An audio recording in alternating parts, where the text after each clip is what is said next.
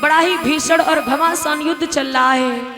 जिस समय बहुत ही भीषण और घमासान युद्ध चलता है, संकेत ऐसा मिला उस युद्ध में हुआ क्या है, लड़ते लड़ते कुछ दिन बीते, लड़ते लड़ते कुछ दिन बीते और बात समझ नहीं आई है।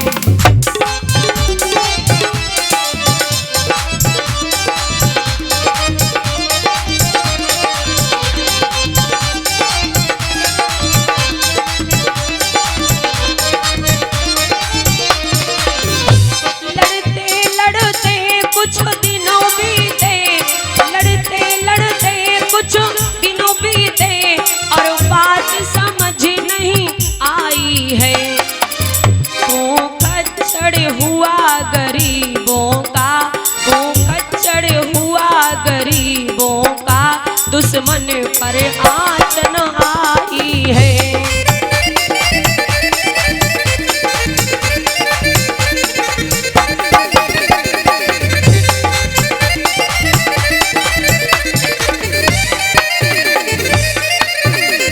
महाभारत का युद्ध हो रहा है और उस भीषण घमासान युद्ध में बहुत से लोग मारे जा चुके हैं। देखो, पांडव दल की सेना का भी संहार हो रहा है और कौरव दल की सेना का भी संहार हो रहा है, जबकि दुश्मनी है पांडव और कौरवों की, न कि सेना से कोई मतलब नहीं है।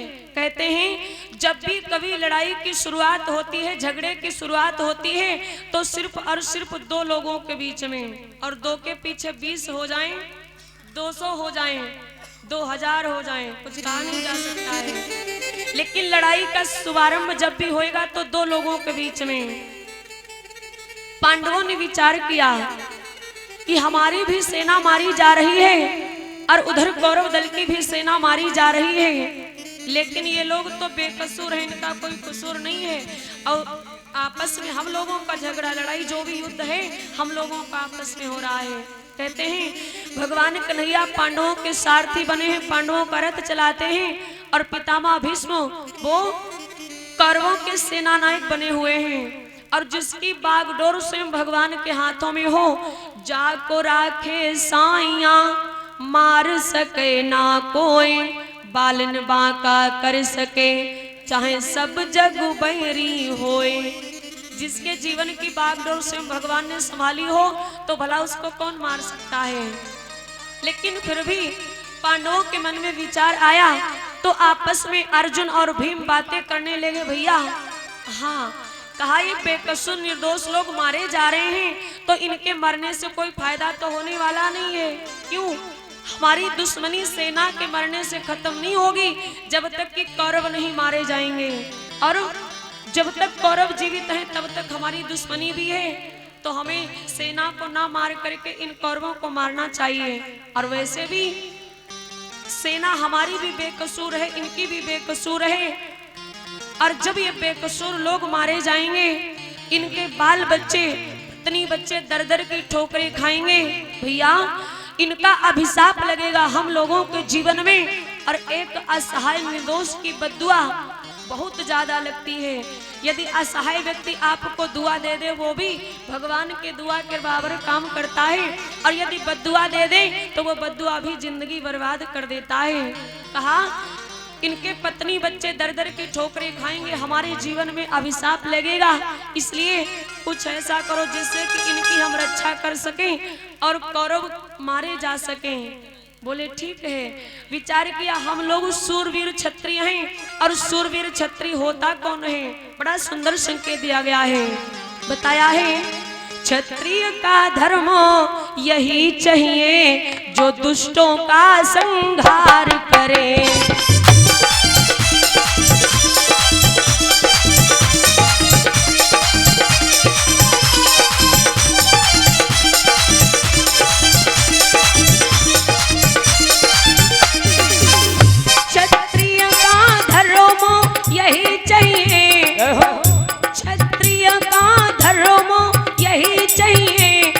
दुष्टों का संहार करे, दुख की नैया को पार करे, अपने दुख का कुछ ध्यान न दे, दुख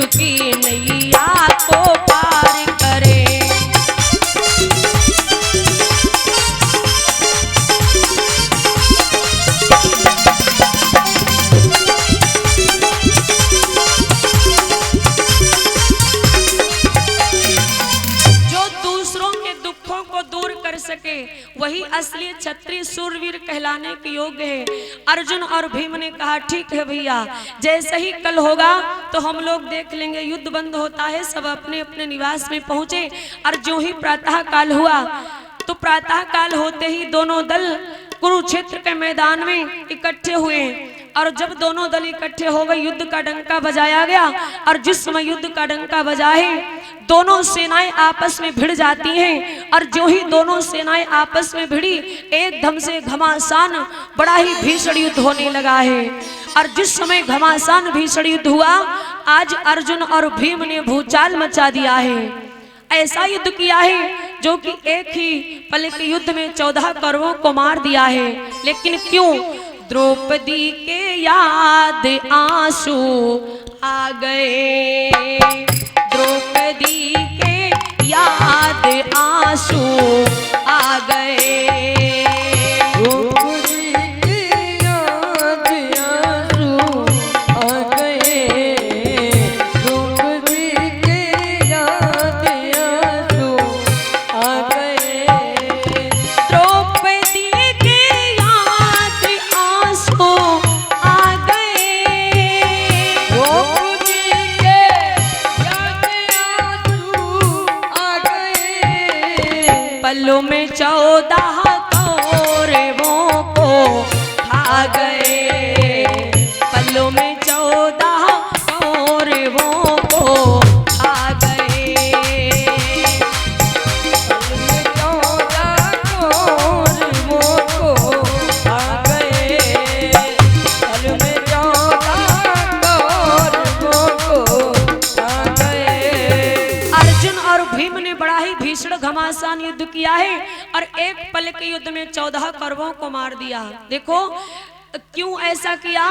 द्रौपदी के याद आंसू आ गए, पल में 14 कौरवों को खा गए। द्रौपदी के आंसुओं की याद आई है। और वैसे तो महाभारत से प्रमाण मिला है कि द्रौपदी के 2 जगह पर आंसू बहे, 2 जगह रोई है। कहाँ कहाँ पर? एक तो जब गुरु द्रोणाचार्य के पुत्र द्रोणी अश्वत्थामा ने मैया द्रौपदी के 5 पुत्रों के सर काटे थे, तब द्रौपदी रोई थी। उसके बाद कुछ दिनों के बाद युद्ध का अंत हो जाता है। फिर उससे पहले कब रोई है?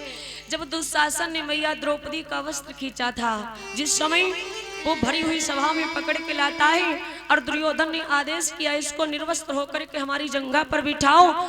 और तब द्रौपदी सभी की तरफ देख रही थी, किसी ने रक्षा नहीं करी, रो रही थी। ये तो कहो कि भगवान कन्हैया ने आकर के उसकी वहां पर रक्षा करी है। लेकिन उसी समय भीम और अर्जुन ने कसम खाई थी, वहीं पर प्रतिज्ञा करी थी, ऐ द्रौपदी अभी तो मैं वचन हार के बैठा हुआ हूँ, तुमको जुए में हारा हूँ, इसलिए तुम्हारे लिए कुछ कर नहीं सकता हूँ। लेकिन जब समय आएगा तो मैं इन आंसुओं का बदला अवश्य चुकाऊंगा। जिस समय द्रौपदी का वस्त्र खींच रहा था दुशासन, आज उन आंसुओं की याद आई है अर्जुन और भीम को।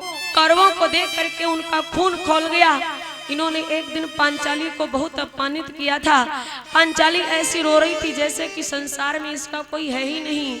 इसलिए उन्होंने 14 कौरवों को एक पल में मार दिया है द्रौपदी के आंसुओं की याद करके।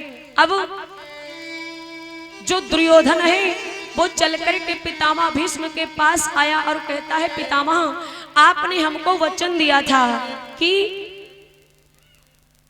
हमारे होते हुए तुम्हारा और तुम्हारे भाइयों का बाल बाका नहीं होगा, और तुम्हारे ही देखते देखते हमारे 14 भाई मारे गए और तुम कुछ भी नहीं कर पाई, यूं ही देखते रह गए। पितामह भीष्म ने कहा, अरे दुर्योधन ये मृत्यलोक है, इस मृत्यलोक में जो आया है उसे जाना पड़ेगा। अभी तो तेरे 14 भाई ही मारे गए, एक दिन तू भी मारा जाएगा, मैं भी मारा जाऊंगा, और जिस संसार को देख रहा है ना ये सारा संसार ही खत्म हो जाएगा। दुर्योधन कहने लगा, ऐ पितामह ये उपदेश देने का समय नहीं है और ना ही उपदेश सुनने का समय है। पितामह ने कहा, फिर कहने लगा, हमारे 14 भाई मारे गए और हमारे मन में बदले की आग लगी हुई है। जब तक कि मैं अपने भाइयों का बदला नहीं ले लूंगा तब तक कि हमारे हृदय की ज्वाला शांत नहीं होगी। पितामह भीष्म ने कहा, अगर ये बात है तो सुनो, तुम अपने भाइयों का बदला लेना चाहते हो तो मैं तुम्हें एक बात कह रहा हूँ। पितामह भीष्म ने कहा, जैसा कि दुर्योधन ने आकर के पितामह भीष्म को कहा है, बोला दुर्योधन ओ बाबा, बोला दुर्योधन ओ बाबा, कैसा ये जुल्म ढहाते हो।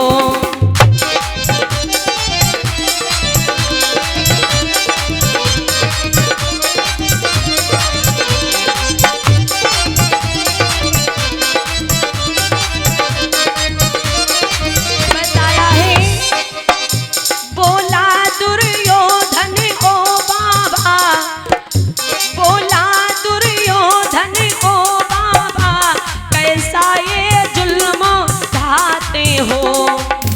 वो 5 पांडव मरे नहीं, वो 5 पांडव मरे नहीं, 14 भ्रातों को बहाते हो।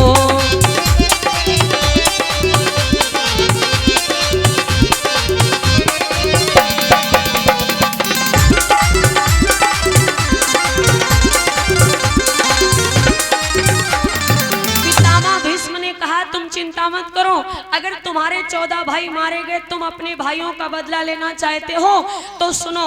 पितामह भीष्म ने बड़ी सुंदर बात कही है दुर्योधन से। ऐ दुर्योधन, बोले भीष्म सुन दुर्योधन, बदला तो लिया ही जाएगा।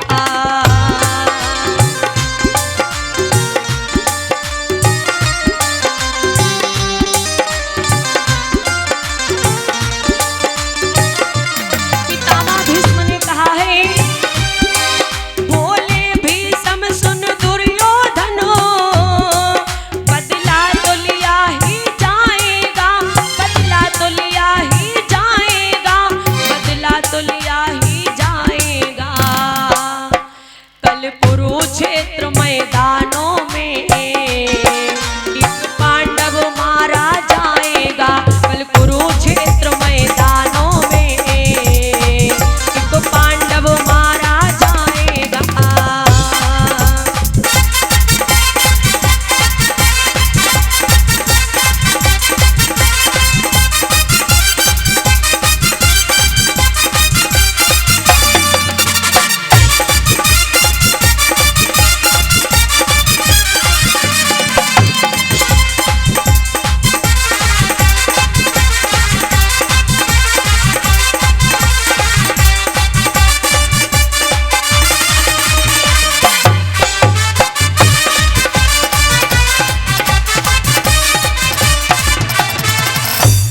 भीष्म ने कहा, ऐ दुर्योधन तू परेशान मत हो, कल जैसे ही प्रातः काल होगा तो प्रातः काल होते ही कल एक पांडव मार दिया जाएगा। देखो पितामह भीष्म ने ऐसी बात कही, लेकिन दुर्योधन को भरोसा नहीं हुआ। याद रखिएगा, भगवान भी कहते हैं मोर वचन पड़ जाए चाहे फीका, और संत वचन पत्थर की लीका। एक बार भगवान का दिया हुआ वचन भले ही व्यर्थ हो जाए, लेकिन संत का वचन कभी व्यर्थ नहीं होता है। और फिर पितामह भीष्म तो बाल ब्रह्मचारी संत हैं, और तभी पितामह भीष्म ने कहा, दुर्योधन अब तो मैंने तुम्हें वचन दे दिया है। दुर्योधन कहता है, पितामह ऐसे तो आप कई बार कह चुके, हमको भरोसा नहीं हो रहा है। जबकि पितामह बाल ब्रह्मचारी संत हैं, और ऐसे संत का वचन तो मिथ्या हो ही नहीं सकता है। लेकिन मूर्खता के लिए क्या किया जा सकता है। जब उसको भरोसा नहीं हुआ पितामह के वचन पर, तो पितामह से कहने लगा, कुछ ऐसी बात कहो जिससे कि हमें पूर्ण रूप से विश्वास हो ही जाए। तो पितामह भीष्म कहने लगे, ठीक है, कल जैसे ही ब्रह्म मुहूर्त का समय हो तो ब्रह्म मुहूर्त के समय में प्रातः काल अपनी पत्नी भानुमति को मेरे शिविर में भेज देना, और मैं उसे सौभाग्यवती होने का वरदान दे दूंगा, तब तो तुम्हारा कुछ नहीं होगा। जब ऐसा सुना तो बोला, ठीक है। अब उसको विश्वास हो गया, उसकी पत्नी को सौभाग्यवती होने का वचन देने की बात कह दी है। दुर्योधन वहां से चला गया और पितामह भी वहां से चले गए। इधर ये बात पांडवों को मालूम हुई है कि पितामह ने प्रतिज्ञा करी है कि कल एक पांडव मार दिया जाएगा। वैसे तो पांचों पांडव जब युद्ध के मैदान से वापस आते थे तो एक दूसरे से बातें करते थे, द्रौपदी को सारी बात बताते थे। आज ऐसा युद्ध हुआ, इतने लोग मारे गए, ऐसा भीषण युद्ध रहा, लेकिन आज किसी ने कुछ भी नहीं कहा है। और पांचों के पांचों शिविर के बाहर बैठे हुए एक दूसरे के गले में मिलकर के रो रहे हैं। और रो क्यों रहे हैं? क्योंकि अगर पितामह भीष्म ने किसी पांडव का नाम ले लिया होता, कल धर्मराज मारे जाएंगे, या फिर कल भीम, अर्जुन, नकुल, सहदेव किसी का नाम ले लेते तो कम से कम निश्चित हो जाता किसे मरना है। और पता किसी को नहीं है। पांचों सोच रहे हैं कि हम पांचों आज तो सलामत हैं और कल को न जाने कौन सा भाई हम पांचों में से जुदा हो जाए। इसलिए वो पांचों एक दूसरे से मिलकर के रो रही, भैया कल न जाने किसकी बारी आएगी, कल न जाने किसकी बारी आएगी।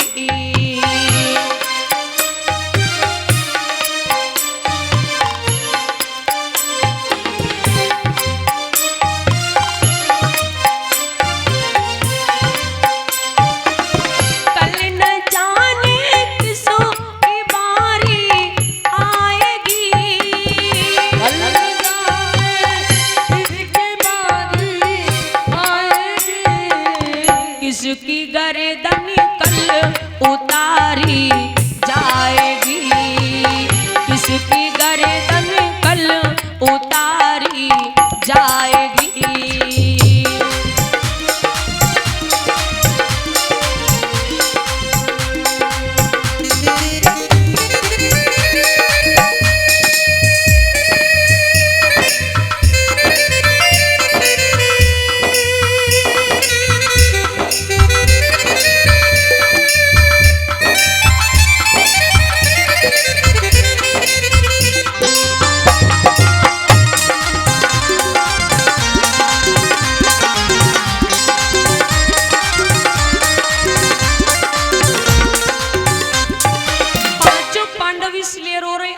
पांचों भाई हैं और कल न जाने कौन सा भाई मार दिया जाए।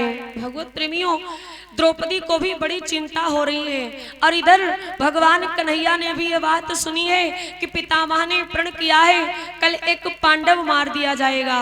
और एक बात बताएं, भगवान कन्हैया दोनों तरफ से चक्कर में पड़े हैं। एक तरफ बहन द्रौपदी को वचन दिया है कि बहन मेरा कुछ भी हो जाए लेकिन मैं पांडवों पर आंच नहीं आने दूंगा, पांडवों के प्राण बचाऊंगा, तेरे सिंदूर की रक्षा करूंगा। और एक तरफ भगवान को भक्त की लाज बचानी है, भक्त के वचन की मर्यादा बचानी है, क्योंकि भगवान ने ही तो कहा है मोर वचन पड़ जाए चाहे फीका, संत वचन पत्थर की लीका। और वो वचन अच्छा हो या बुरा हो, संत का वचन कभी व्यर्थ नहीं होना चाहिए। एक तरफ पितामह भीष्म की प्रतिज्ञा है और दूसरी तरफ बहन को जो वचन दिया है उस वचन को भी निभाना है। तो भगवान कन्हैया सोच रहे अब हम किसके वचन को निभाएं और किसको पूरा करें। बताया गया है सभी तो चिंतित हैं ही, लेकिन भगवान कन्हैया की भी चिंता कम नहीं है। जब सारी दुनिया सोती थी नहीं नींद श्याम को आती थी।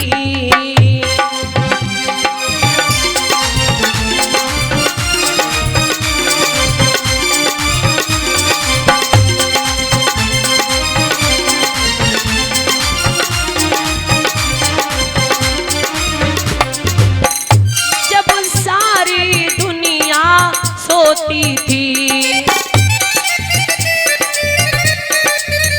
नहीं नींद शाम को आती थी,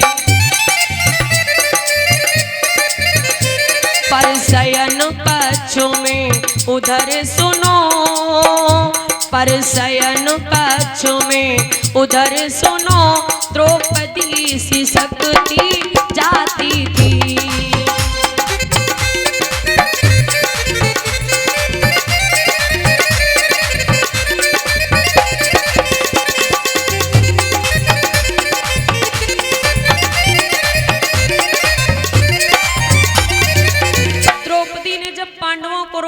देखा तो द्रौपदी को भी रोना आ रहा है और भगवान कन्हैया को भी बड़ी चिंता सताई है, क्योंकि भगवान को तो हर किसी की रक्षा करनी है और हर किसी की भगवान को चिंता होती है।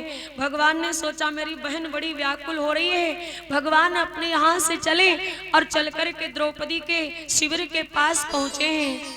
और जो ही शिविर के पास पहुंचे, भगवान कन्हैया ने आवाज लगाई, अरे बहन, ओ बहन। और जब कोई व्यक्ति दुखी होता है और यदि उस समय कोई अपना खास उसके पास आ जाए तो उसका दुख और भी बढ़ जाता है।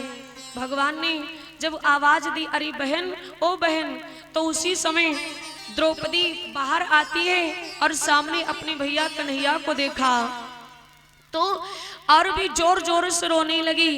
भगवान बोले, बहन क्यों रो रही हो, क्या हुआ? भैया, ये पांचों पांडव जब से युद्ध के मैदान से वापस आए हैं और पांचों के पांचों रो रहे हैं, इनके रोने का मतलब हमें नहीं पता है, और यदि आपको पता हो तो आप ही बताओ आखिर इनके रोने का कारण क्या है। और भगवान क्या नहीं जानते, सब कुछ जानते हैं। तन की जाने, मन की जाने, जाने चित्त की चोरी, और ऐसे प्रभु से क्या छिपा हो जिनके हाथ में तीनों लोकन की डोरी। भगवान कन्हैया तो सब कुछ जानते हैं, लेकिन भगवान ये बात बता नहीं सकते जिसके लिए पांचों पांडव रो रहे हैं।